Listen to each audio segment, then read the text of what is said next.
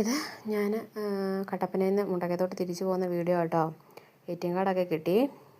അപ്പം തിരിച്ചു പോവുകയാണേ. കൊണ്ടോടി ബസ്സാണ് കിട്ടിയത്. പിന്നെ ഞാനും കുഞ്ഞനും കൂടെ ബസ്സിൽ കയറി. ഇച്ചിരി വെള്ളവും കുഞ്ഞിന് കഴിക്കാൻ ബിസ്ക്കറ്റും അതൊക്കെ മേടിച്ചിട്ടുണ്ടായിരുന്നു. കുഞ്ഞൻ ബസ്സിൽ കയറിയതേ ഉറക്കമായിരുന്നു കേട്ടോ. ഉറക്കമായതുകൊണ്ട് തന്നെ എനിക്ക് പിടിക്കാനൊക്കെ എളുപ്പമുണ്ടായിരുന്നു. അല്ലെങ്കിൽ കിടന്ന് പൊങ്ങുകയും താഴുകയൊക്കെ ചെയ്യുകയും അടങ്ങി നിൽക്കുകയില്ല. ബസ്സിൻ്റെ കമ്പിയെ പിടിക്കുകയും പൊങ്ങുകയും ചാടുകയൊക്കെ ചെയ്യുമ്പം എനിക്ക് ഭയങ്കര പാടാണ്.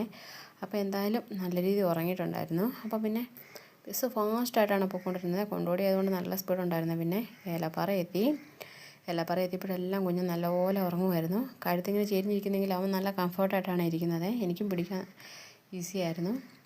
പിന്നെ അത്യാവശ്യം സ്പേസുള്ള വണ്ടി ആയതുകൊണ്ട് തന്നെ ഇരിക്കാനും നല്ല സുഖമുണ്ടായിരുന്നു. പിന്നെ ഏലപ്പാറ മുന്നോട്ട് വണ്ടി പോയപ്പോഴത്തേന് ചെറിയൊരു പ്രകടനവും ജാഥയൊക്കെ വരുന്നുണ്ട്. വോട്ടിൻ്റെയൊക്കെ ആയിരിക്കും. ജയിച്ചത് കൊണ്ടുള്ളൊരു ആഹ്ലാദ പ്രകടനമായിരുന്നു എനിക്ക് തോന്നി. പിന്നെ വണ്ടി മുന്നോട്ട് പോയി കേട്ടോ. ഇവിടെയൊക്കെ ഇപ്പം ഒത്തിരി മാറിപ്പോയി. ഞാൻ നേരത്തെ വന്ന പോലെയൊന്നുമല്ല. സഞ്ചാരികൾക്ക് നിൽക്കാനും ഫോട്ടോ എടുക്കാനും ഒക്കെ നല്ലൊരു സൗകര്യം പോലെല്ലാം ഒരുക്കിയിട്ടുണ്ട് കേട്ടോ. പിന്നെ അവിടെ നിന്ന് മുന്നോട്ട് വണ്ടി പോയി. പിന്നെ പള്ളിക്കുന്നായി കേട്ടോ. ഈ പള്ളിക്കുന്ന് പള്ളി ഞാൻ അങ്ങോട്ട് പോയപ്പോഴും വീഡിയോയിൽ ഇട്ടിട്ടുണ്ടായിരുന്നു. നല്ല രസമാണ്. ഇവിടെ ഒരുപാട് സിനിമയൊക്കെ ഷൂട്ട് ചെയ്തിട്ടുണ്ട്.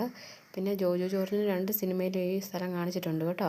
ഈ പള്ളി സെമിത്തേരിയും. പിന്നെ അവിടെ നിന്ന് മുന്നോട്ട് പോയി കുട്ടിക്കാനം എത്തി.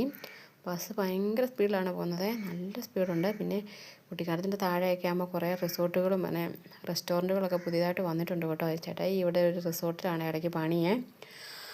അതുകൊണ്ട് തന്നെ ഇവിടെയൊക്കെ എനിക്ക് നല്ല പരിചയമാണ്. പിന്നെ മുന്നോട്ട് ബസ് പോയി. ഇത് വളഞ്ഞാങ്ങാനം വാട്ടർഫോൾസാണേ.